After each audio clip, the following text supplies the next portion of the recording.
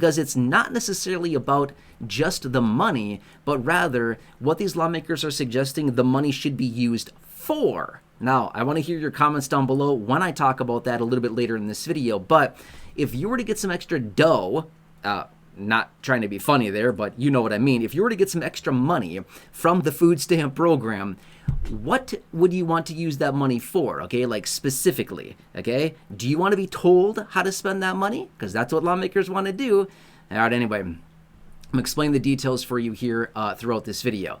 All right, so anyway, as a food stamp beneficiary, I think we can all recognize food prices have gone up substantially, and realistically, they're going to continue to go up even more through the course of the rest of this year because of what has been going on and the sharp increases on a lot of different things like gas, diesel, and fertilizers, which is what they need to produce even more food.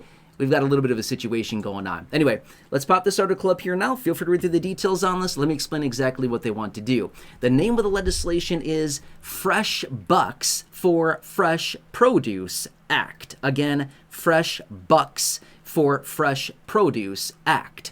Here's what they want to do. They're calling on the USDA to establish this new pilot program, which would essentially send out an additional $60 per month. $60 per month, which, by the way, $60 per month multiplied by 12 months is $720 over the course of the entire year is what they want to do. So on an annualized basis, $720, you're like, yeah, $720, not bad. But on a month-over-month basis, $60, you're like, really? Come on, dude, seriously, $60? What am I going to do with that? But here's the deal. As the name would imply, they want to send this extra $60 out to low-income households on food stamps to buy fresh produce. Now, this is what I said at the beginning of the video, just, I don't know, a couple minutes ago, when I said, is this even what beneficiaries want in the first place? And the reason that I say that is this. Lawmakers want to send this out so that we can spend $60 on fresh produce.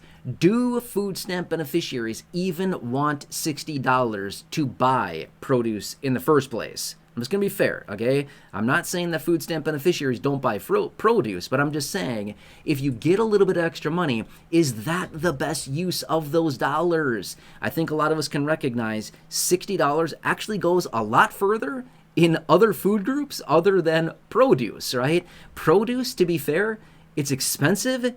It's you don't get a whole lot for it or for what you're spending, right? And then not sure about you, but it's like not like the most filling food in the world. So somebody out there that has a very limited food budget is probably trying to buy food items that maybe like, you know, satiates their hunger, and they're like, dude, I'm good. I don't need to eat for a couple hours now because I'm satisfied. Whereas, like, if you just eat a bunch of produce, you're like, okay, I ate like a plate full of produce, and now I'm like, dude, I'm still hungry, right? So anyway, nothing wrong with it. It's good. I'm just saying it's not like the best use of dollars. So anyway, they want to establish this. These lawmakers recently introduced this piece of legislation, again, Fresh Bucks for Fresh Produce Act.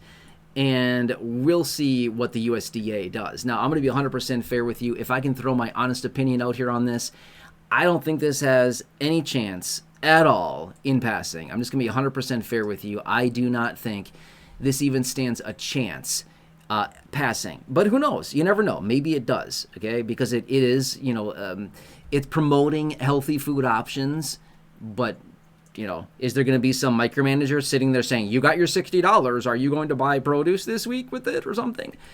I don't think somebody's going to sit there and micromanage that. Who knows? Maybe they will, right? Maybe it's going to be a separate payment or something like that. But now you might be wondering, what would somebody need to do to be eligible for this? It sounds like a whole lot of nothing. They would essentially just make it automatic. So the legislation would state that states would just have this automatic where households would just automatically qualify, and then they would just get this extra $60. Okay, well, that sounds good. Why don't you just raise everybody's benefit by $60 and then just give everybody a recommendation? Hey, you know, we're giving you an extra $60. Maybe you should just try to spend it on like healthy food options, like maybe some produce or something. Okay, thanks for the recommendation, but probably won't do it anyway, right? Let's just be fair for a second. Now, I also want to point this out really quickly. There are other programs out there that are not in the proposal phase anymore that are actually a real thing that you can actually really take advantage of. For example, I'm trying to think of the name of this one. Okay, so give me a break here on this. But it's like farmers market like food bucks or something like that. Okay, that's not the real name of it. I can't recall the name of it off the top of my head at the moment. I've made many videos about it over the last, call it 6.5 years. I certainly have videos here on the channel talking about it, but it's something like where seniors can get a voucher that can be redeemable at like roadside stands and farmers markets to buy fresh produce. Not bad. And again, maybe I can make a dedicated, updated video on that for you, but it is something dedicated to seniors. Again, if my memory is serving me, I believe it's seniors aged 60 and over can get these vouchers to buy like fresh produce from farmers markets. Not a bad thing. How cool is that? There's also other programs out there like Double Up Food Bucks. Have you ever heard of this one? Again, I have dedicated videos here on the channel talking about this. I have not talked about either of these in probably at least a year or maybe even longer. But the Double Up Food Bucks, where you can essentially get like at some, it's different in every state, by the way, but in different states you can get like, if you spend say $10 or if you dedicate like $10 toward produce, they'll give you like double that, $20 worth of produce in certain states. Again, some states it's like $5. Most commonly it seems to be like $10. So if you spend 10, they'll give you essentially, double that, $20 worth of produce.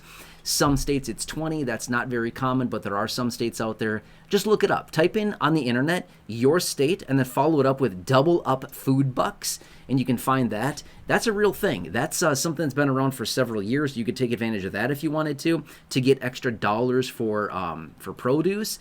And again, otherwise there's that that other program. Again, I'm pretty sure it's dedicated just to seniors for food.